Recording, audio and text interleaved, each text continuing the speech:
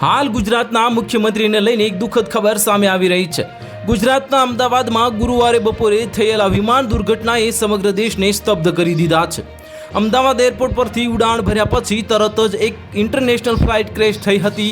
Air ઇન્ડિયાની આ ફ્લાઇટે London માટે ઉડાન ભરી હતી, પરંતુ ટેક ઓફ કર્યા પછી થોડી જ મિનિટોમાં જ ક્રેશ થઈ ગઈ હતી।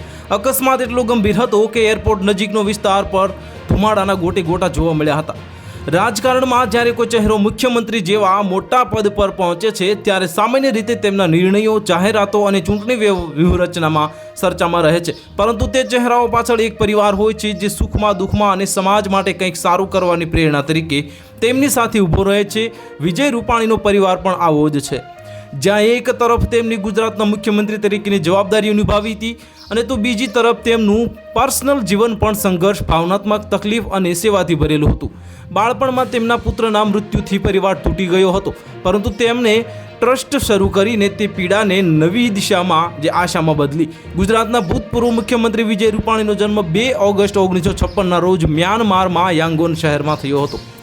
તેઓ રમણીકલાલના અને માયાબેન રૂપાણીના 7 બાળકોમાંથી સૌથી નાના છે। બાદમાં તેમનો પરિવાર ભારત આવ્યો અને ગુજરાતના રાજકોટમાંથી સ્થાયી થયો।